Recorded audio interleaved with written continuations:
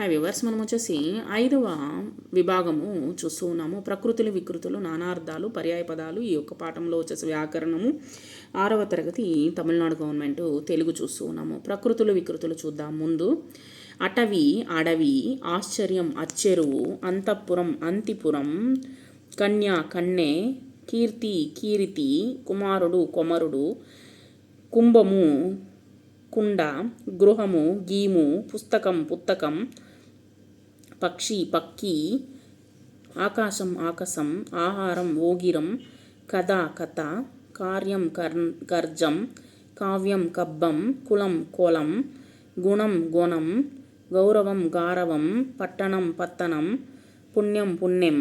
నానార్థాలు ఒకే పదానికి అనేక అర్థాలు వచ్చేటువంటి వాటిని ఏమంటారంటే నానార్థాలు అంటారు.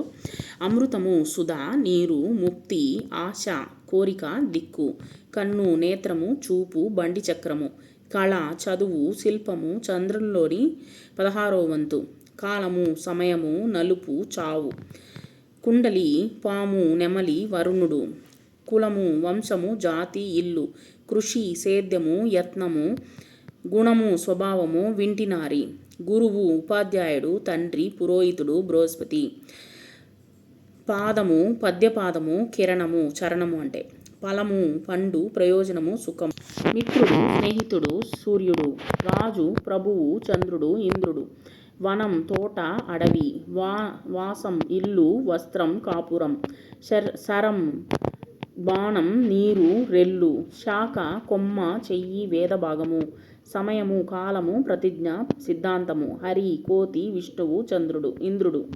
పర్యాయ పదాలు అంటే వేరువేరు పదాలు సమాన అర్థాన్ని ఇచ్చేవి పర్యాయ పదాలు అంటారు. దానికి వేరువేరు పేర్లను పెట్టుంటారనమాట. సో వాటిని వచ్చేసి పర్యాయ పదాలు అంటాము. అంబోది అంటే సముద్రము, కడలి, సాగరము. అనలము, అగ్ని, నిప్పు, జ్వలనం. అరణ్యం, విపణం, అడవి, అటవీ, వనం. ఆగ్రహం, కోపం, క్రోధం, అలుక, ఎలుక, మూషికం, కణకం, కమలం, పద్మం, నలినం. కోరిక, వాంఛ, తృష్ణ, ఈప్సితం. గిరి, కొండ, పర్వతం, అద్రి. దయ, కృప, కనికరం, కరుణ. ధరణి, భూమి, ధరిత్రి, పృథ్వీ. నరుడు, మానవుడు, మనిషి, మర్త్యుడు. పవనం, గాలి, వాయువు, మారుతం. యశస్సు, కీర్తి, ఖ్యాతి. వృక్షం, తరువు, చెట్టు, బూరుహం. శివుడు, శంకరుడు, రుద్రుడు, భవుడు. సంఘం, సమూహం, బృందం, గుంపు. సూర్యుడు, ఇనుడు, భానుడు, రవి. రాత్రి, నిశ, రజని, యామిని. వనిత, మహిళ, స్త్రీ, పడతి. గృహం, ఇల్లు, గేహం, నికేతం.